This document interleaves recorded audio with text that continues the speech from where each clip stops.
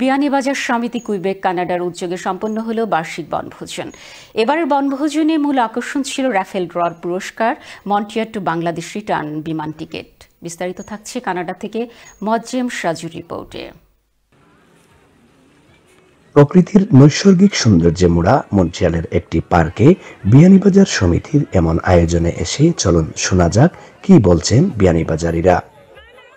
Picnic och Karizaike, ne ho food ho fantastic, all ho games ho ami barafai. في مدة خليها خايفي أنا بخليمو نخن نفاي. I'm not saying every year or toy. Good, fantastic হইছে। আমি first time Beanibazar picnic আইছি, আমাদের সব ভালো লাগে। আন্দা বিয়ানীবাজার সমিতির পিকনিক আইছি, খুব ভালো লাগে। প্রবাসীদের এই মিলন মেলা শুধু মনের আনন্দের খোরাকি যোগায় না, অনাবিল শান্তি আর শক্ত করে বিদেশের মাটিতে ভ্রাতৃত্বের বন্ধন। এই ধারা অব্যাহত থাকুক এমনটাই প্রত্যাশা আগতদের।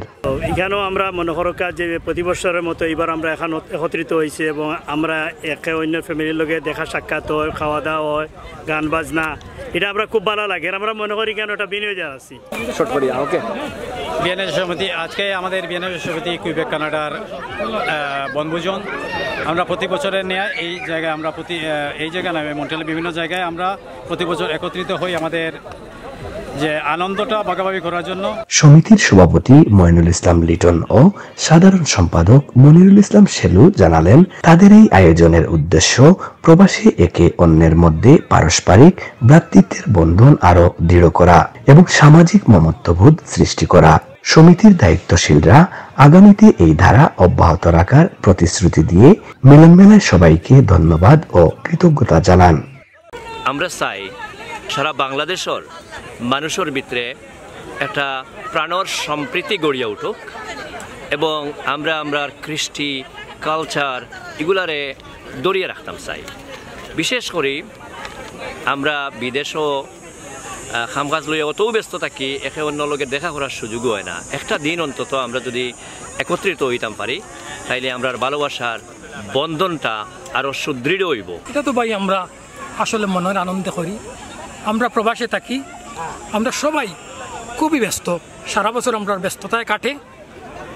আমরা এই ব্যস্ততার মাঝামাঝি সময় বছরের ঠিক মাঝখানে আমরা বিয়ানীবাজার সমিতি চেষ্টা করি আপনাদের সবাইকে নিয়ে একটু রেস্ট বলতে পারেন ব্রেক নেয়ার। সারাদিনের হই হল্লোর শেষে পড়ন্ত বিকেলে বনভোজনে খেলাধুলায় বিজয়ীদের মধ্যে করা হয় পুরস্কার বিতরণ।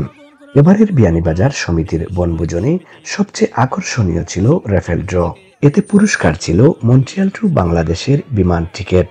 তাছাড়া fridge, TV, laptop, computer, monitor সহ অসংখ্য পুরস্কার বিজয়ীদের মধ্যে বিতরণ করা হয়।